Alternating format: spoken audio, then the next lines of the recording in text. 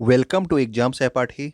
आज के वीडियो में हम लोग अपने करंट अफेयर्स और जीके के रिवीजन की सीरीज 27 कर रहे हैं। ठीक है, आप लोग हमें टेलीग्राम पे, इंस्टाग्राम पे और फेसबुक पे फॉलो कर सकते हैं और यहाँ पे पहली बार आए हो तो यूट्यूब पे आप हमें सब्सक्राइब भी कर सकते हैं। आइए देखते हैं इसको हम। मानव विकास सूचकांक कौन जारी करता है? अगर आपसे ये पूछा जाए तो संयुक्त राष्ट्र विकास कार्यक्रम यानी कि यूनाइटेड नेशन डेवलपमेंट प्रोग्राम के द्वारा ह्यूमन डेवलपमेंट इंडेक्स मानव विकास सूचकांक को जारी किया जाता है। और संयुक्त राष्ट्र विकास कार्यक्रम का मुख्यालय कहाँ पे है? तो ये है आपके न्यूयॉर्क में। और जो सबसे ज़्यादा क्वेश्चन पूछा जाता है आपका मानव विकास सूचकांक से कि वो मानव विकास सूचकांक के कितने आधार हैं, यानी कि कितने आधार पे ये मानव विकास सूचकांक आपका रिपोर्ट जो है दी जाती है। तो ये 3 आधार हैं और ये तीनों आधार आपसे पूछे जाते हैं ऑप्शंस में। साक्षरता, प्रति व्यक्ति आय और जीवन प्रत्याशा। ठीक है ना? तो ये तीनों जो हैं आपको आधार पता होने चाहिए मानव विकास सूचकांक के। आपके इकोनॉमिक्स में ये क्वेश्चन जो है, इकोनॉमिक्स का जो आपका जनरल नॉलेज होता है उसमें ये क्वेश्चन आपसे ज़रूर पूछे जाते हैं। मानव विकास सूचकांक 2021 में भारत की क्या रैंक थी? तो इसमें जो है भारत की रैंक कितनी है? तो 131। ठीक है, 131वें स्थान पे आपका भारत है। मानव विकास सूचकांक की जो रिपोर्ट आई थी कब की? 2021 में।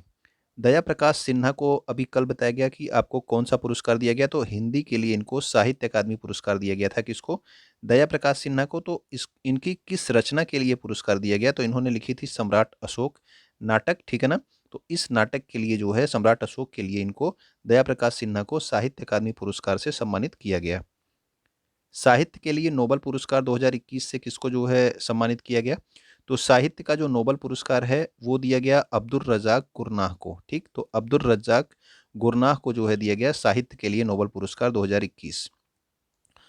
एशिया में साहित्य के लिए प्रथम नोबेल पुरस्कार किसे दिया गया? तो ये दिया गया था रविंद्रनाथ टैगोर। ठीक है ना? तो पूरे एशिया में पहली बार किसी को मिला था तो वो आपके प्रथम भारतीय को मिला था। रविंद्रनाथ टैगोर को साहित्य के लिए किस पुस्तक के लिए? तो गीतांजलि के लिए मिला था। किस सन में? तो 1913 में जो है ये पुरस्कार इनको प्रदान किया गया था।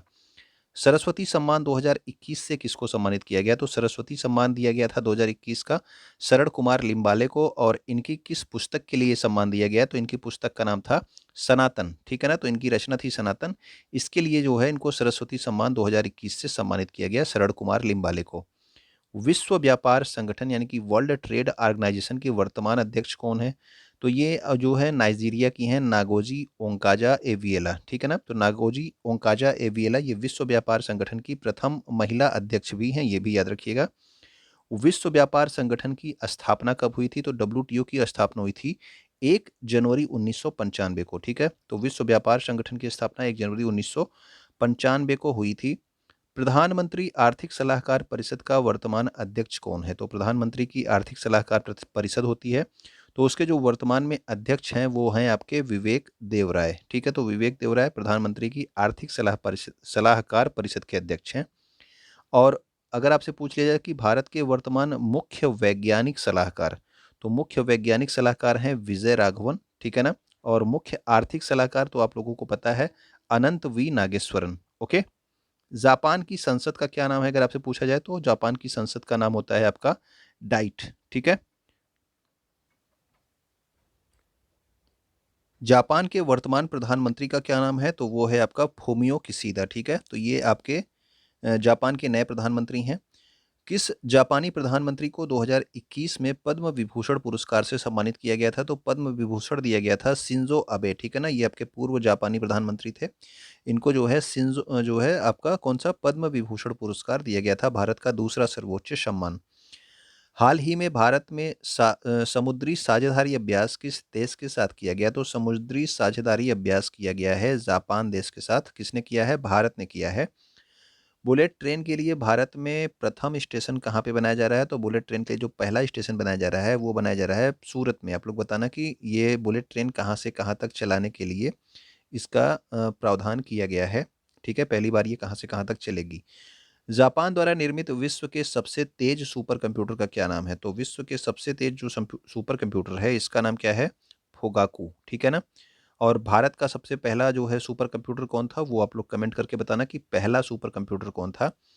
भारत का सबसे नवीनतम जो है सुपर कंप्यूटर कौन सा है? तो वो है आपका परम प्रवेग। ठीक है, तो परम प्रवेग जो है इस समय का वर्तमान का सबसे नवीनतम सुपर कंप्यूटर है भारत का। और विश्व का जो सबसे तेज सुपर कंप्यूटर है उसका नाम है फुगाकू। कहाँ का है? जापान का। भारत में सुपर कंप्यूटर के जनक कौन है? तो भारत में सुपर कंप्यूटर के जनक हैं विजय भटकर, ठीक है ना। सुपर कंप्यूटर से संबंधित संस्था कौन सी है, वो आप लोग कमेंट करके बताना कि सुपर कंप्यूटर से संबंधित संस्था कौन सी है भारत में। ओके, तो इसमें भारत के सुपर कंप्यूटर के जनक विजय भटकर हो गए। खजुराहो के मंदिरों को यूनेस्को की विश्व विरासत स्थल में कब शामिल किया गया था? तो खजुराहो के जो आपके मंदिर हैं, ठीक है, इनका निर्माण किसने किया था? तो चंदेल शासकों ने किया था, पंचायतन शैली में है, ठीक है ना। तो ये आपका 1986 में कहाँ शामिल किया गया? तो यूनेस्को की विश्व विरासत स्थल में इसको शामिल किया गया। तानसेन समारोह का आयोजन कहाँ पर किया जाता है? तो तानसेन समारोह का आयोजन किया जाता है ग्वालियर मध्य प्रदेश में, ठीक। तो ग्वालियर मध्य प्रदेश में जो है तानसेन समारोह का आयोजन किया जाता है। इसके अलावा तानसेन नाम से सम्मान, कालिदास सम्मान, ठीक है, ये किसके द्वारा दिया जाता है? तो ये सब मध्य प्रदेश सरकार के द्वारा दिया जाता है। एशिया का सबसे बड़ा बायो सीएनजी प्लांट, तो बायो सीएनजी प्लांट कहाँ पर स्थापित किया गया? तो ये स्थापित किया गया इंदौर मध्य प्रदेश में, ठीक है ना। बायो सीएनजी प्लांट है ये। ओके, तो bio CNG plant Indore Madhya Pradesh में है। भारत की पहली वाटर प्लस सिटी कौन बनी है? तो वाटर प्लस सिटी बन गई है आपकी कौन सी? इंदौर मध्य प्रदेश, ठीक। तो ये आपका सबसे स्वच्छ शहर भी है और ये जो है वाटर प्लस सिटी भी बनी है, ठीक, इंदौर मध्य प्रदेश। भीमबेटका की गुफाएं किस राज्य में स्थित है? तो भीमबेटका की जो गुफाएं हैं ये मध्य प्रदेश में स्थित हैं और इनका संबंध किस काल से है? तो ये गुफाएं जो हैं ये आपके पुरा पाषाण काल से संबंधित है, ठीक है ना। भीमबेटका की गुफाओं का संबंध पुरा पाषाण काल से है। धूपगढ़ किस पर्वत की सबसे ऊंची चोटी है? तो ये आपकी सतपुड़ा की सर्वोच्च चोटी है, ठीक है। तो सतपुड़ा की सर्वोच्च चोटी का नाम क्या है? तो वो है आपका धूपगढ़, ठीक है। तो आप लोग बताना कि डोडा बेट्टा किसकी जो है सर्वोच्च चोटी है। ओके, विंध्य पर्वत और सतपुड़ा पर्वत के मध्य में कौन सी नदी प्रवाहित होती है? तो विंध्य पर्वत और सतपुड़ा पर्वत के मध्य में जो है जो नदी प्रवाहित होती है वो है आपकी नर्मदा नदी, ठीक। तो नर्मदा नदी जो है ये प्रवाहित होती है। ईस्टर्न ब्रिज 6 युद्ध अभ्यास किन देशों के मध्य में हुआ? तो अभी हाल ही में ये हुआ था ईस्टर्न ब्रिज 6 युद्ध अभ्यास, ये हुआ था भारत और ओमान के मध्य में, ठीक है। तो भारत और ओमान के मध्य में हुआ था ईस्टर्न ब्रिज 6 युद्ध अभ्यास। कॉमनवेल्थ गेम 2022 का आयोजन कहाँ पर किया गया? तो ये किया गया बर्मिंघम इंग्लैंड में। कॉमनवेल्थ गेम जो है आपके बर्मिंघम इंग्लैंड में आयोजित किया गया। कोंकण युद्ध अभ्यास 2021 किसके मध्य में हुआ? तो कोंकण युद्ध अभ्यास 2021 हुआ भारत और इंग्लैंड के मध्य में, ठीक। तो कोंकण युद्ध अभ्यास 2021 भारत और इंग्लैंड के मध्य में। नव भारत साक्षरता कार्यक्रम में कितने वर्ष से अधिक व्यक्तियों को शिक्षा प्रदान की जाएगी? तो जो ये नव भारत शिक्षा कार्यक्रम है ये प्रौढ़ शिक्षा कार्यक्रम है, ठीक है ना। इसमें जो है 15 वर्ष या उससे अधिक के जो व्यक्ति हैं उनको शिक्षा प्रदान की जाएगी। और नव भारत शिक्षा कार्यक्रम में जो प्रौढ़ शिक्षा, पहले एडल्ट एजुकेशन कहा जाता था प्रौढ़ शिक्षा को, यानी कि 15 वर्ष से अधिक लोगों को जो शिक्षा दिया जाता है, अब इसको क्या नया नाम दिया गया है? तो नया नाम क्या दिया गया है कि सभी के लिए शिक्षा, यानी कि अब इसको एडल्ट एजुकेशन ना कह के एजुकेशन फॉर ऑल कहा जाएगा, ठीक है ना। नव भारत साक्षरता कार्यक्रम में अनुमानित कुल व्यय कितना होगा, यानी कि कुल कितना खर्च आएगा? तो 1037.90 करोड़ रुपए, ठीक। अगला है हमारा राष्ट्रीय उच्चतर शिक्षा अभियान, ठीक है ना। तो राष्ट्रीय उच्चतर शिक्षा अभियान, ठीक, तो RUSA रूसा है ये। तो इसको जो है कब तक के लिए बढ़ा दिया गया है? तो इसको 2026 तक के लिए बढ़ा दिया गया है राष्ट्रीय उच्चतर शिक्षा अभियान को। भारतीय शिक्षा का मैग्ना कार्टा कहा जाने वाला वुड डिस्पैच, तो वुड डिस्पैच को क्या कहा जाता है? ये भी प्रश्न पूछा जाता है। तो इसको बोला जाता है भारतीय शिक्षा का मैग्ना कार्टा, ठीक है ना। तो वुड डिस्पैच को भारतीय शिक्षा का मैग्ना कार्टा कहते हैं। और ये कब आया था? तो ये आया था 1854 ईस्वी में, ठीक है। तो 1854 ईस्वी में आपका वुड डिस्पैच आया था। संयुक्त राष्ट्र पर्यावरण कार्यक्रम यानी कि यूनाइटेड नेशंस इन्वायरमेंट प्रोग्राम, तो इसका जो है मुख्यालय कहाँ पर स्थित है? तो मुख्यालय इसका है नैरोबी केन्या में। इसका मुख्यालय ही अधिकतर आपसे पूछा जाता है हर बार, ठीक है। तो संयुक्त राष्ट्र पर्यावरण कार्यक्रम जो है UNEP का मुख्यालय है नैरोबी केन्या में। और इसकी स्थापना कब हुई थी? तो इसकी स्थापना हुई थी 5 जून 1972 को, ठीक है। तो 5 जून 1972 को इसकी स्थापना की गई थी संयुक्त राष्ट्र पर्यावरण कार्यक्रम की। विश्व वन्यजीव कोष यानी कि वर्ल्ड वाइल्ड लाइफ फंड का मुख्यालय कहाँ पर स्थित है? तो इसका मुख्यालय है ग्लैंड, स्विट्जरलैंड, ठीक है। तो ग्लैंड कहाँ पे है? स्विट्जरलैंड में है। और विश्व वन्यजीव कोष की स्थापना कब हुई थी? तो इसकी स्थापना हुई थी 1961 ईस्वी में, ठीक है, 1961 में।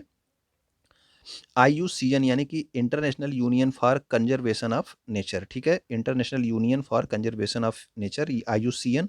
इसकी स्थापना कब हुई थी? तो इसकी स्थापना हुई थी 1948 में, और इसका मुख्यालय भी कहाँ पे है? तो ग्लैंड स्विट्जरलैंड में है, ठीक है। WWF का मुख्यालय भी आपके ग्लैंड स्विट्जरलैंड में है, और IUCN का भी मुख्यालय कहाँ पे है?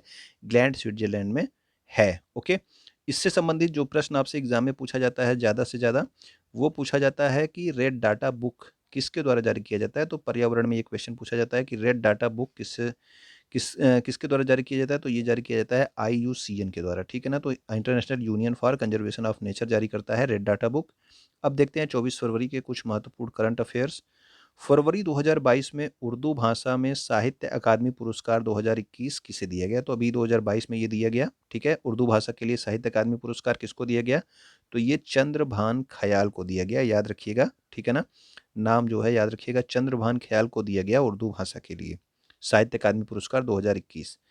हाल ही में किसने नॉइज ब्लेज एंड मिसमैच नाम से एक फ्रंटियर रिपोर्ट 2022 जारी की है? तो नॉइज ब्लेज और मिसमैच नाम से जो आपकी फ्रंटियर रिपोर्ट 2022 आई है, ये जारी किया है यूनाइटेड नेशन एनवायरनमेंट प्रोग्राम। और अभी आपको बताया गया कि UNEP का मुख्यालय कहाँ है, तो आप लोग कमेंट करके बताना कि UNEP का मुख्यालय कहाँ है, बिना सर्च किए। ओके, हाल ही में हाइबरी नाम से किस देश ने अपनी पहली हाइड्रोजन से चलने वाली ट्रेन लॉन्च की है? तो ये जो है जापान ने जो है लॉन्च की है, और ये जापान की पहली जो है हाइड्रोजन से चलने वाली ट्रेन है, जिसका नाम क्या है? हाइबरी। विश्व में सबसे पहले जो हाइड्रोजन ट्रेन चली थी, विश्व की सबसे पहली हाइड्रोजन ट्रेन, वो चलाई थी किसने? तो वो चलाई थी जर्मनी ने, ठीक है ना। तो जर्मनी में ये चलाई गई थी विश्व की पहली हाइड्रोजन ट्रेन, ठीक है। 20 से 26 फरवरी 2022 तक किस राज्य में खजुराहो नृत्य महोत्सव का आयोजन किया जा रहा है? तो खजुराहो नृत्य महोत्सव ये आपका किससे संबंधित है? तो ये आपके मध्य प्रदेश से संबंधित है, ठीक है। हाल ही में किस देश ने सी डोम नौसेना वायु रक्षा प्रणाली का परीक्षण किया है? तो ये किया है इजराइल ने। इसके पहले इसके पास कौन सा था? इसके पास था आयरन डोम, ठीक है ना। पहले इसके पास आयरन डोम था, जिससे ये आपका स्थलीय सुरक्षा करता था। अब इसने एक बनाया है क्या? सी डोम नौसेना वायु रक्षा प्रणाली, ठीक है ना, इजराइल ने। तो ये जो है हमारे महत्वपूर्ण जो है करंट अफेयर्स और जीके के क्वेश्चंस थे। उम्मीद करता हूँ कि आपको अच्छे लगे होंगे। अगर आपको अच्छे लगे हो तो आप कमेंट करके ज़रूर बताइएगा, ठीक है। वीडियो को आप शेयर कर दिया कीजिए, और वीडियो को आपको अच्छा लगा हो तो वीडियो आप लाइक कर दिया कीजिए, ठीक है। वीडियो को देखने के लिए बहुत बहुत धन्यवाद।